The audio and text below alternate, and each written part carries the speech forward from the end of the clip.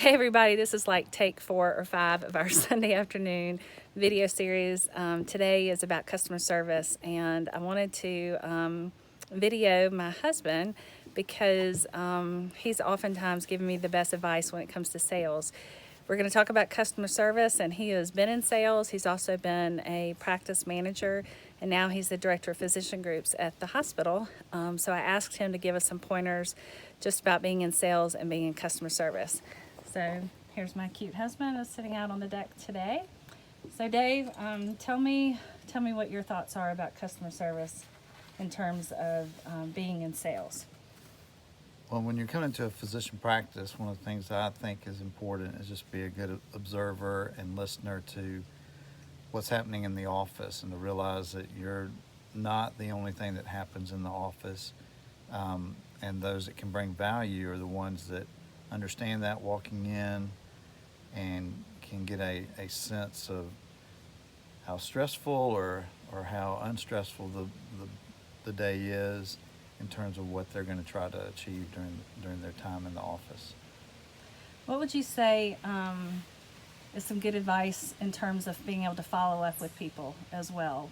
You know, when you've been in sales and maybe you actually know that a physician started writing more for your drug or whatever, and you wanted to acknowledge that, what's a good way to just follow up with your physicians?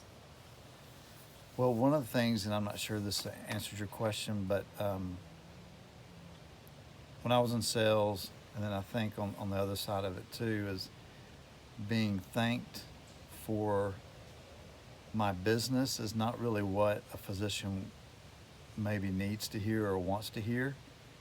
I think it's more reinforcing of what you're doing to say thank you for the confidence you have in our service, our product, whatever the case may be, instead of thanking them for their business. Because when you say thank you for your business, it kind of leaves it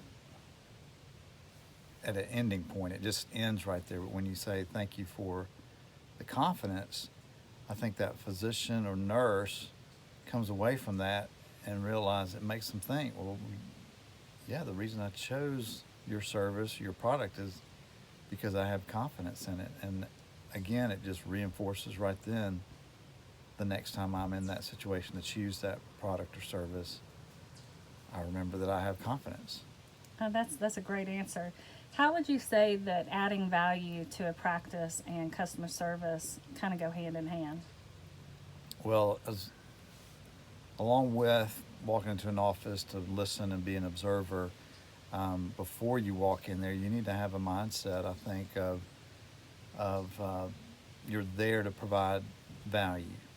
And yes, there's a lot of pieces to that, but coming in there with the thought that maybe it is my service or my product that is going to be that value that stands out. But there's so much more that happens in an office that maybe a sales representative, sales specialist can be perceptive to, that their company may be able to come alongside that nurse, that medical assistant, that practice manager, that physician, and help address something that may not specifically be your product or your service, but it has a relationship to it.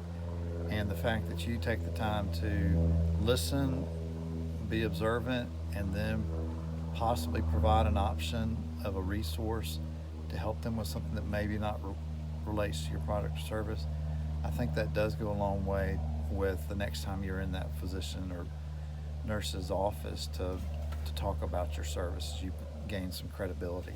Can you give an example of something that maybe you did when you were in sales that maybe didn't have anything to do with your product that benefited either a nurse or a doctor or a practice? Kind of what did that look like? When I was in sales, we were product centric, so it was about a pharmaceutical product that we were trying to make sure physicians and nurse practitioners and others were aware of, and the proper use and all about it. But because we were in long-term relationships, these were going to be territories or practices that we were going to have for the long haul. Our company allowed us to do something called customer service solutions, And in this particular office that I'm thinking of, it was a bigger operation. There was a lot going on as an internal medicine practice, but I offered to their practice manager a solution that we had through this area of our company of some presentations that could be done during a breakfast or lunch or staff meeting that related to calming upset customers. And at the time of this, it resonated with this practice manager because they had had some issues with their staff dealing with upset customers or upset patients or family members, and maybe not doing it in a manner that represented the practice as well as they wanted it to. So we were able to conduct this presentation during a lunch meeting with 40 plus their staff members and their doctors. And our company did this presentation. And at the end of it, there were probably 2 or 3 different side conversations that occurred with providers involved, where not only were they dealing with upset customers, but they were dealing with just tension within the office. And I had a couple of them even stop me in the parking lot to say thank you for bringing that. And what it provided our company, not just me, but every one of our representatives that represented that pharmaceutical company, it provided us just a little bit more credibility in that office, even though we had outstanding products, of what we offered when we walked into the door. And what it did to me personally was it allowed me better access that I never took advantage of, but it provided me with better access in that office because they saw me as not just any other sales rep, somebody that was actually going to provide value to them. What would you say, or how would you say relationship and building relationships also plays into customer service? Well, again, if you're dealing with the sales environment, whether it's your service or product that is something that's going to be long term, you do see your territory as being something you're going to manage for years, and that particular practice is going to be in your territory.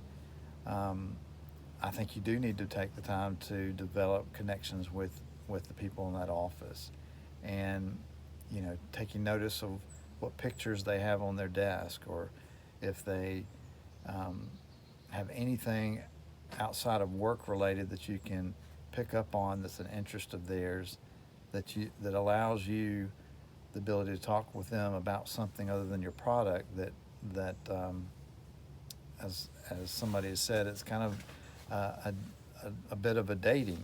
You don't want to just be about yourself all the time. You need to be about that other person, and learning what's important to them outside of their 8-to-5 job, I think helps them see you as that added value sales specialist that gives you the opportunity to have an impact on their day at work. And by building that emotional and personal contact with them over time, I think that's important for your longevity in your sales position. And just last thing for this video, have you ever seen somebody who probably overstepped their bounds, or maybe they were a little obnoxious when they came in? They didn't do the things that you were talking about in terms of, considering themselves a guest. They didn't consider the fact that something else may be going on in that practice before they came in. I guess kind of explain things that maybe just be careful and don't do. Do you have any recommendations for people who may be new in sales of things not to do in terms of customer service?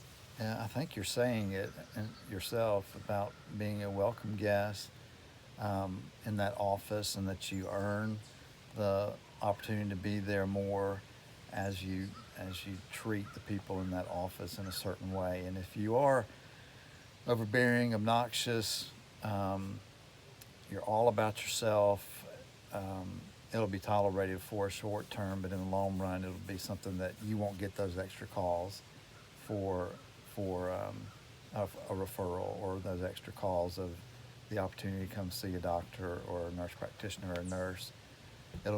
You'll get bypassed, and you'll be disadvantaged from those reps that are giving a more customer centric experience to that office. And so you can see why I found everything he said to be valuable. He knows what he's talking about, and he's very good at it. So stay tuned for part B of this. I'm going to go over some specific things that are kind of LHC related in terms of customer service.